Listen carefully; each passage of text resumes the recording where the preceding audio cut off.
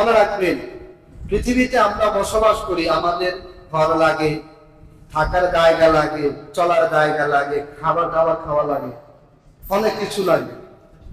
ঠিক ইবলিস পৃথিবীতে বসবাস করে, ইবলিসের অনেকগুলো জিনিস লাগে।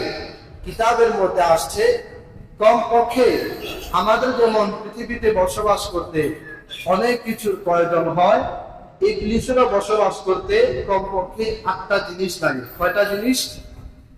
8টা জিনিস লাগে। এটা ইগাসাতুল লাহফান কিতাবের মধ্যে আসছে। 1 নাম্বার, আমরা বসবাস করতে ঘর লাগে। ঠিক ইবলিসের বসবাস করতে পৃথিবীতে ঘর লাগে। ইবলিসের ঘর হচ্ছে আমাদের বাথরুম, টয়লেট।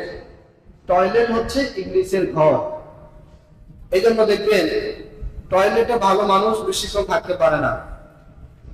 যেটা ইবলিসের জায়গা, মানুষ এখানে গেলে বিব্রত বোধ করে। এই জন্য কিতাবের মধ্যে আসছে যারা টয়লেটের সময় কম দেয় তাদের মেধা শক্তি অনেক ভালো থাকে, গুনাহ থেকে তারা মুক্ত থাকে। আর যারা টয়লেটে বেশি সময় দেয়, আল্লাহ তাআলা তাদেরকে গুনাহের মধ্যে নিমজ্জিত করে দেয়। টয়লেট কোনো ভালো জিনিস নয়। এই জন্য ইবলিসের ঘর, বাসস্থান হলো টয়লেট। এটা কিতাবের মধ্যে আসছে।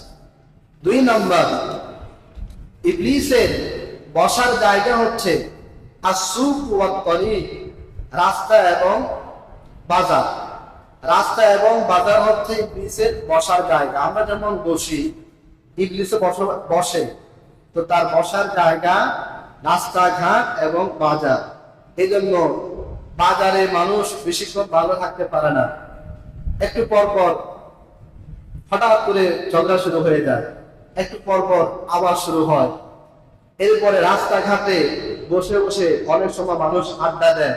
এটা ভালো লক্ষণ নয়। এটা ইবলিসের জায়গা।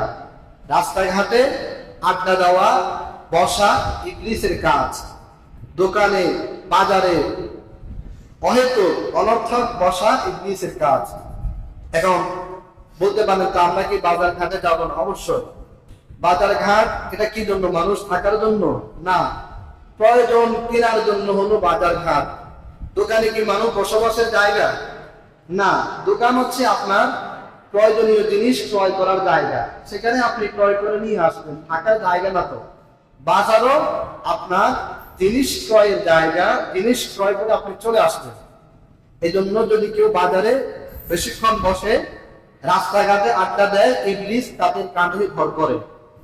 তাহলে ইবলিসের বসার জায়গা বাজার ঘাট। 3 নাম্বার, আমরা তো খাবার দাবার খাই, ইবলিসের খাবার খায়। ইবলিসের খাবার হচ্ছে আমাদের ওই সমস্ত খাবার যে খাবারে আমরা বিসমিল্লাহ পড়ি না।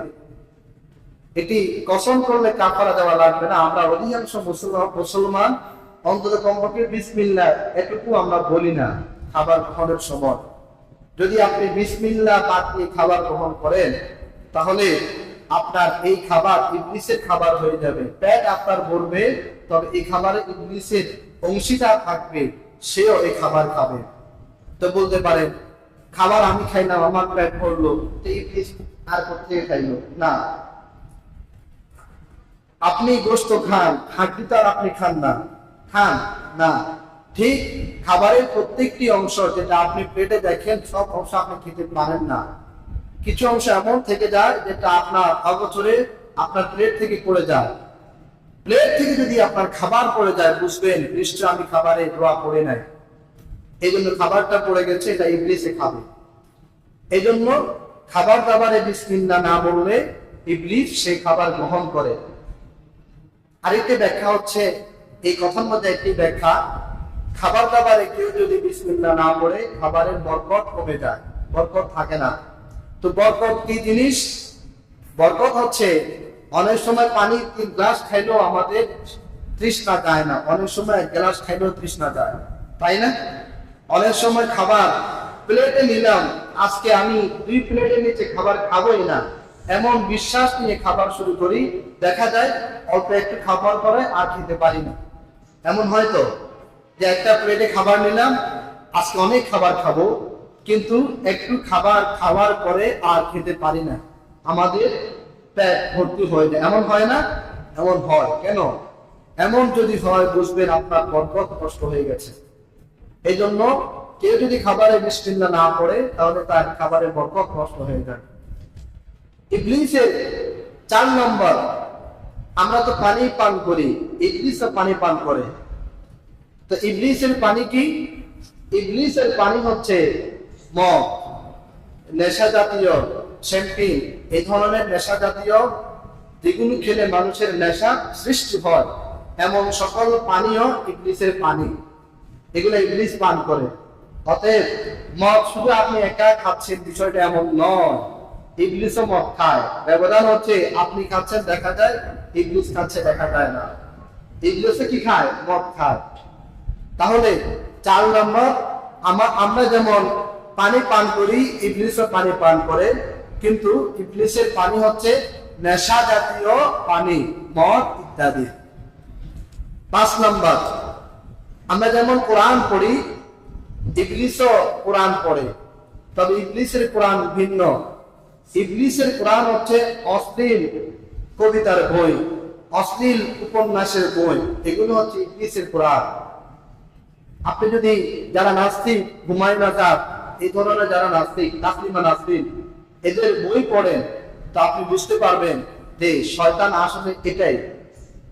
এদের বই পড়লে আপনার মস্তিষ্ক বিকৃত হয়ে যাবে, ইসলাম থেকে আপনি দূরে সরে যাবেন। কারণ এটা তো আপনি বাহ্যিকভাবে দেখছেন তসলিমা নাসরিনের বই, হুমায়ুন আজাদের বই, কিন্তু এটি হুমায়ুন আজাদের বই নয়, এটি ইবলিসের কোরআন। যার কারণে এদের বই পড়লে মানুষ নাস্তিক হয়ে যায়, মানুষ ভালো হয় না। বুঝতে পারছেন? কয় নাম্বার গেল? 5 নম্বর। 6 নম্বর, আমরা সাইন করি, লেখালেখি করি সব সময়। ইবলিসও লেখালেখি করে, কিন্তু ইবলিসের লেখালেখি হচ্ছে শরীরের উল্কি। মানুষ খারাপ হলে যেটা হয়, পুরো শরীরে বিশেষ করে হাতে উল্কি আঁকে, বিভিন্ন ধরনের সিনারি অঙ্কন করে। হাতের মধ্যে দেখা যায় না অনেক সময়, হাতের মধ্যে সিনারি অঙ্কন করে, উল্কি আঁকে, শরীরে উল্কি আঁকে মানুষ। এরপরে চুলের মধ্যে মানুষ ডিজাইন করে। হ্যাঁ, এটি তো আপনি করছেন, এটা শয়তানের কাজ ছিল। কপাল ভালো, শয়তান না করার কারণে আপনি করছেন। এই উল্কি আঁকা এটি শয়তানের কাজ। হাতে পায়ে বিভিন্ন ধরনের ছবি অঙ্কন করা, এটি কার কাজ? শয়তানের কাজ। 6 নম্বর গেল। 7 নম্বর, আমরা যেমন কথা বলি, ইবলিসে কথা বলে, কিন্তু ইবলিসের কথা হচ্ছে মিথ্যা কথা। ইবলিস কখনোই সত্য বলে না, মিথ্যা কথা হচ্ছে ইবলিসের কথা। অতএব আপনি যদি মিথ্যা বলেন, বুঝবেন এটি আপনার কথা নয়, ইবলিস আপনার উপর ভর করেছে। মিথ্যা আমাদেরকে ছেড়ে দিতে হবে, মিথ্যা ইবলিসের কথা। 8 নম্বর, যেটার জন্য এই কথাগুলো বললাম, 8 নম্বর, ইবলিসের একজন মুয়াজ্জিন আছে। কি আছে? মুয়াজ্জিন। মুয়াজ্জিন যেমন 5 ওয়াক্ত নামাজে মানুষকে আহ্বান করে, ঠিক ইবলিসের একজন মুয়াজ্জিন আছে। ইবলিসের মুয়াজ্জিন হচ্ছে গান, বাদ্য যন্ত্র এবং যারা গান গায়, এরা হচ্ছে ইবলিসের মুয়াজ্জিন। এই কথার জন্য এতগুলো কথা বললাম। 8 নম্বর, ইবলিসের মুয়াজ্জিনকে, যারা গান বাদ্য গান গায়, এরা হচ্ছে ইবলিসের মুয়াজ্জিন। দেখেন, আযান দিনে আমরা কোথায় আসি? মসজিদে আসি। আর যখন কোথাও গান বাদ্য হয় তখন আমরা কি করি? সেখানে যাই। মুয়াজ্জিন যেমন আমাদেরকে ডাকলে আমরা আসি, যারা গান বাদ্য গান গায় তারা যখন গান গায় আমরাও তাদের ডাকে সাড়া দিয়ে সেখানে উপস্থিত হই। এই জন্য যারা গান গায় প্রত্যেকটা গায়ক এবং গায়িকা ইবলিসের মুয়াজ্জিন, প্রত্যেকটা গায়ক, এবং তাদের তবলা, হারমোনিয়াম, তারপরে আরো কত কি আছে, এই সব কিছু ইবলিসের মুয়াজ্জিনের অংশ। এই জন্য গান বাদ্য যারা গায় বুঝে নেবেন সব ইবলিসের মুয়াজ্জিন। এই কাজ থেকে আমাদেরকে বিরত থাকতে হবে, গান বাদ্য থেকে। মুহতারাম হাজিরিন, আমরা ইবলিসের 8টি কথা বললাম, পৃথিবীতে ইবলিস কিভাবে বসবাস করে। 8 নম্বর হচ্ছে ইবলিস তামাম পৃথিবীর মধ্যে অনেকগুলো মুয়াজ্জিন ছড়িয়ে ছিটিয়ে দিয়েছে, এরা গান গায় আর আমাদেরকে ডাকে, আমরা তাদের ডাকে সাড়া দিই।